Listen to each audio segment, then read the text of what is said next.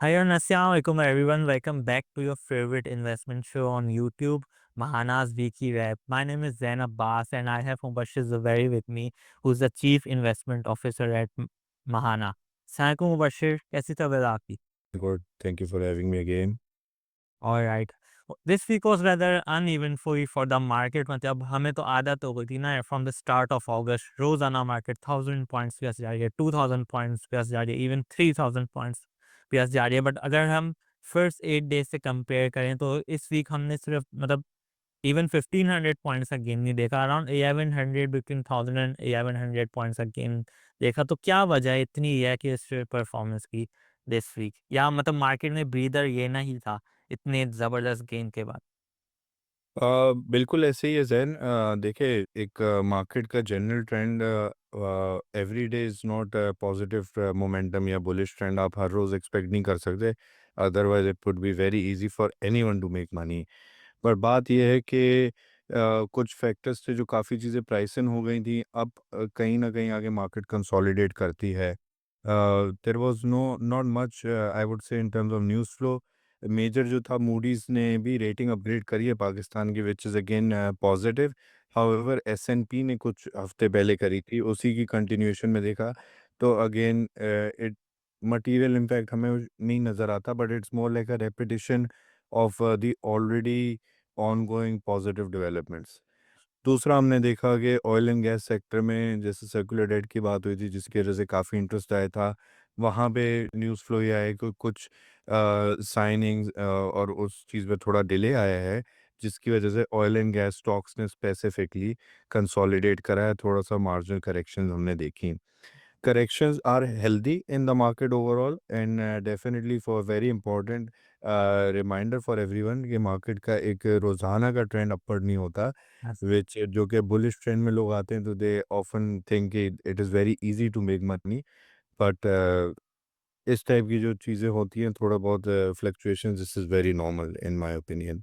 जी, और State bank ने भी शायद ग्रोथ के रेट्स रिवाइज़ किए इन द मार्केट. मतलब लास्ट 3 ईयर्स से देखें तो बिटवीन 1 एंड 3% हमारी इकोनॉमी ने ग्रोथ रेट uh, दिखाए हैं. But this fiscal year State Bank is predicting can we can see growth around 4.2%, जो पिछले ट्रेंड से काफ़ी बेहतर होगी. बिल्कुल स्टेट बैंक ने अभी रिसेंट अपनी रिपोर्ट रिलीज़ करी है। उसमें उन्होंने 2 कुछ चीज़ें हाइलाइट करी है। Other than the growth targets या ग्रोथ एक्सपेक्टेशन उन्होंने एक रेंज दी है 3.25 से 4.25% की फॉर एफवाई 26। मोर इम्पोर्टेंटली जो चीज़ डिस्कस करते हैं कि इकोनॉमिक एक्टिविटी पिकअप कर रही है and that is going to help corporate profitability as well. उसको कंफर्म स्टेट बैंक की रिपोर्ट ने इस तरह करा कि first half of fiscal year 25 growth was around 1.7% जो कि सेकंड हाफ में जाके 3.4% की हुई। Again for the full year State Bank is expecting 3.25 से 4.25 पर मोर इम्पोर्टेंटली स्टेट बैंक ने कंफर्म या ये जो इंडिकेटर्स है उसमें ये भी बहुत इंपॉर्टेंट हाईलाइट किया है कि जो प्राइवेट सेक्टर की एक्टिविटी है दैट इज पिकिंग अप। तो गोइंग फॉरवर्ड आई थिंक आप in market context as well it is very important कि हमें लगता है कि earning revision specially in growth stocks growth sector cyclical sectors भी आएंगे and that will positively lift the momentum in the stocks and sectors. Before we come to individual stocks and sectors, ये 4% का ही GDP growth rate है, जहाँ हमने देखा है current account के जो रिजर्व्स हैं वो डिप्लीट होना शुरू होते हैं. बट अब 1% to 4% हम थोड़ी गवर्नमेंट ऑस्टेरिटी की तरफ जाती है, थोड़े से इम्पोर्ट्स पर रिस्ट्रिक्शन लगाती हैं. बट जैसे ही हम 4% का जीडीपी ग्रोथ रेट हिट करते हैं, जब से हमारे करंट अकाउंट जो सरप्लसेस हैं वो डेफिसिट में कन्वर्ट हो जाते हैं, और एक्सचेंज जो हमारे रिजर्व्स हैं वो काफ़ी नीचे आना शुरू हो जाते हैं. तो इस पे आप क्या कहना चाहेंगे? मतलब अब खतरे की घंटी बजनी चाहिए, अब लोगों को जो हमारे रिजर्व्स के नंबर हैं वो देखने चाहिए, या उन पे क्या इफ़ेक्ट पड़ता है गोइंग ऑन?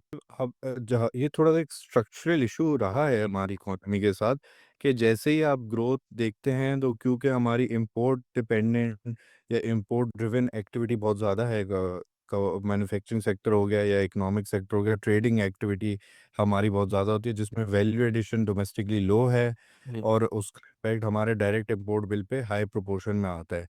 तो वो जो आपका इम्पोर्ट बिल जब बढ़ना शुरू होता है ग्रोथ के साथ-साथ, that is where the issue actually starts.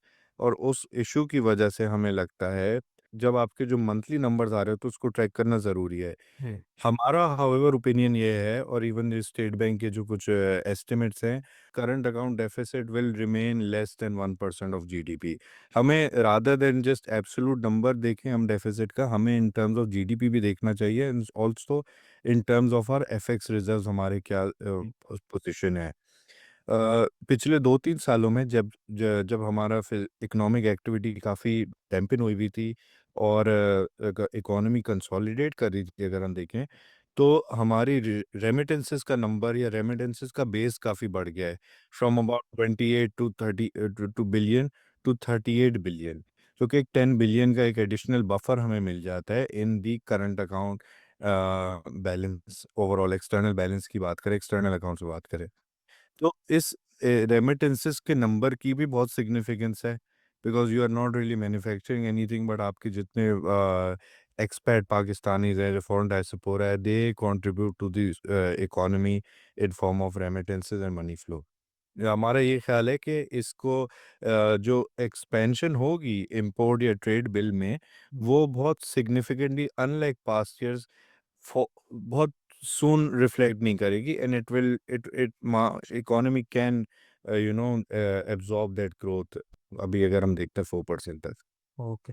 Hopefully Mubashir इस दफ़ा unlike previous growth cycles remittance की वजह से हम बच जाएँ और इंशाल्लाह पाकिस्तान 6% 8% के भी ग्रोथ फिगर्स देख सके। चलिए अभी तक तो हमने डिस्कस किया कि पास्ट वीक में क्या हुआ है, but what are investors are really interested in कि what to look forward to अब अगले मंथ, इस फिस्कल ईयर, अगले वीक क्या होने जा रहा है।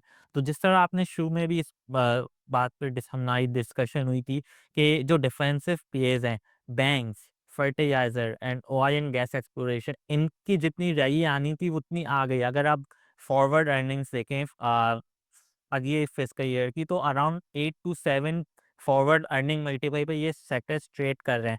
बट इनके बरक्स जो ग्रोथ सेक्टर्स हैं, ऑटोज़, स्टील और जो कंस्ट्रक्शन सेक्टर है और जो एलाइड इंडस्ट्रीज़ हैं, ये अभी भी 4 टू 5 के अर्निंग मल्टीपल पे ट्रेड करनी है। तो इन सेक्टर्स में आपको कहाँ अपॉर्च्युनिटीज़ नज़र आती हैं, जहाँ हमारे इन्वेस्टर्स अपना सरमाया लगा सकते हैं और अच्छे रिटर्न्स कमा सकते बिल्कुल।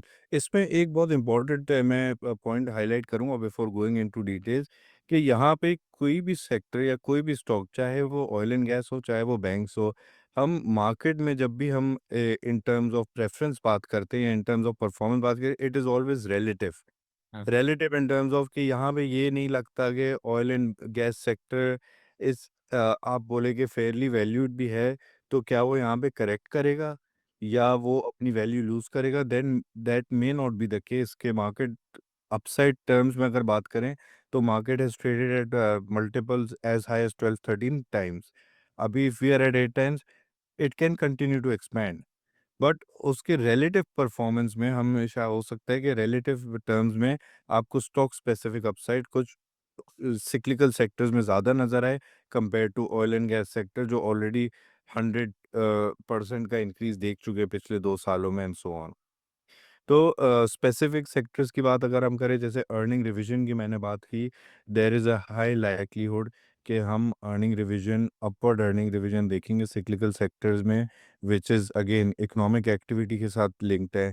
आपका कंस्ट्रक्शन सेक्टर है, कंस्ट्रक्शन के साथ आपकी ऑटोज़ हैं, ऑटोज़ का इम्पैक्ट स्टील पे भी आता है। हाँ। वो सेक्टर हो गया, अप्लायंसेस होती हैं, कंज्यूमर ड्रिवन। अब जैसे-जैसे इकोनॉमिक एक्टिविटी बढ़ती है, कंज्यूमर स्पेंडिंग आल्सो इम्प्रूव्स। तो आपकी जो कंज्यूमर कंपनीज़ होती हैं, जैसे कि नेशनल फूड्स हो गया, they it's like a household name, तो वो इस टाइप की कंपनीज़ को भी बेनिफिट मिलता है।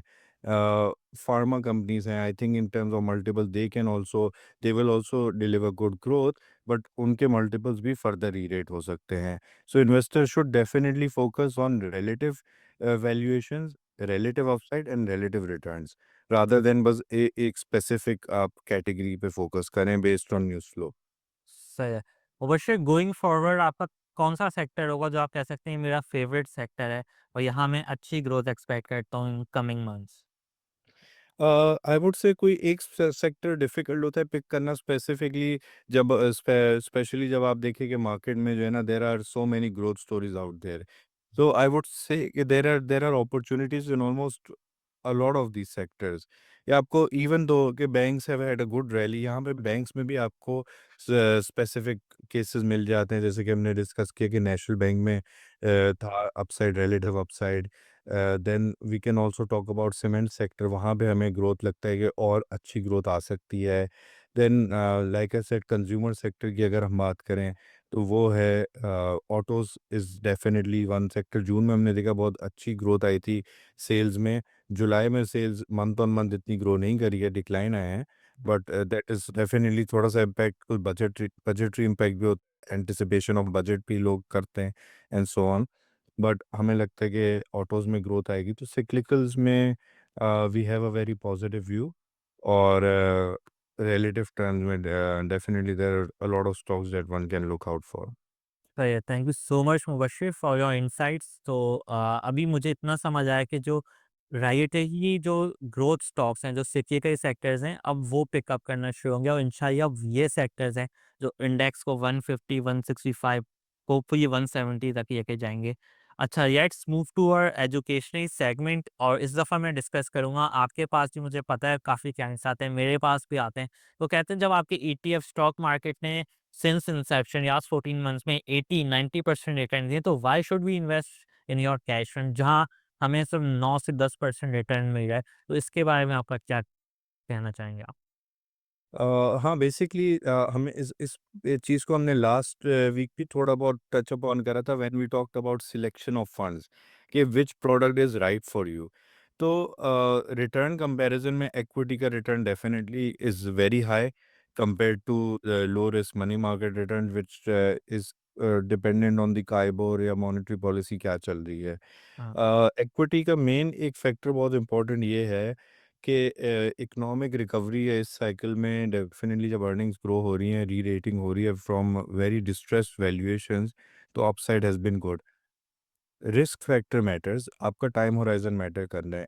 It is very it is not basically, जी। अगर अगर हम टाइम स्पेसिफिक बात करें तो व्हेन वी टॉक अबाउट कि अगर किसी इन्वेस्टर का टाइम होराइजन इतना नहीं है हाँ, and they take an opportunity in the equity market, तो इक्विटी मार्केट में वॉलेटिलिटी बहुत ज़्यादा होती है। Okay. That is something we advise clients to look out for, कि आप you should get into an investment और अ प्रोडक्ट आफ्टर अंडरस्टैंडिंग उसकी क्या मूवमेंट्स होती है, क्या डायनामिक्स होते हैं, राइट? तो मेन अगर अगर हम बात करेंगे विच फंड इज़ राइट और रॉन्ग फॉर यू, तो वो अगेन डिपेंड करता है कि आपके इन्वेस्टमेंट ऑब्जेक्टिव क्या है। यू वांट पैसिव इनकम और you want capital appreciation and growth. हाँ, money market funds are a very good product to generate passive income and also provide inflation protection. हाँ, but इसमें क्या है, आपकी कैपिटल पे कोई रिस्क नहीं है, capital will not go down, capital Erode नहीं होता। वेयर एज इक्विटी में ऐसा पॉसिबिलिटी होती है, देयर इज अ पॉसिबिलिटी कि you invest 100 rupees and after 6 months they are at 90 rupees. तो वॉलेटिलिटी और शॉर्ट टर्म में value can go down, longer term में it is not the case. Equities का हमने देखा, कुछ लोगों ने जैसे 2017 2018 में इन्वेस्ट करा था, it took them a while to recover their losses. But so equity is a very rewarding investment, चाहे आप ईटीएफ के थ्रू जाएं, चाहे आप डायरेक्ट स्टॉक मार्केट का एक्सपोजर लें, but it is for the patient investors. जी, इस तरह नहीं हो सकता कि लोग जो है रिटर्न देख के, रिलेटिव रिटर्न देख के, क्योंकि एट एट अ टाइम ये भी हुआ था, लोगों ने इक्विटी मार्केट से क्योंकि equity was not performing, they switch to money market because money market return was 20% और सो। जी, तो रिलेटिव टर्म में हमें देखना होता है कि दोनों के डायनेमिक्स डिफरेंट हैं। There are different factors driving the performance of each fund, and उस हिसाब से आपको कंसिडर करना जी, चाहिए। कोई मैं अपने इन्वेस्टर्स को एक और भी बात बताता चलूँ कि जब our economy was near default, जो अर्निंग मल्टीपल्स थे हमारी मार्केट के, दे केम डाउन टू 2.5, 2.6 और हिस्टोरिकल एवरेजेस वर 7 एंड 8। तो बट अगर हम आज की डेट में बात करें तो earning multiples have recovered to the historical average, जो हमने रिटर्न्स पिछले 2 सालों में देखे व्हिच आर अराउंड 200%, शायद हम ये रिटर्न्स अगले 2 सालों में ना देख सकें। तो इतने शॉर्ट टर्म पीछे के होराइज़न से आप नहीं जज कर सकते कि मैंने अपनी फ्यूचर एसेट एलोकेशन कहाँ रखनी है, क्योंकि जो investors after the downfall of PTI's government और जब तक ये न्यू इलेक्शन नहीं होते, इस गैप में मार्केट वहीं की वहीं खड़ी रही थी। तो तकरीबन 3-4 साल मार्केट ने 0 टू नन रिटर्न्स दिए। That brings us to the end of this podcast. Thank you so much जो लोग भी हमारे साथ अभी जुड़े हुए हों। इस वीक अपने व्यूअर्स के लिए मेरे लिए एक खास क्वेश्चन है, should we continue this podcast every week या हमें इसको बाय वीकली या मंथली पे स्विच कर देना चाहिए? चलिए, thank you so much again and खुदा हाफ़िज़।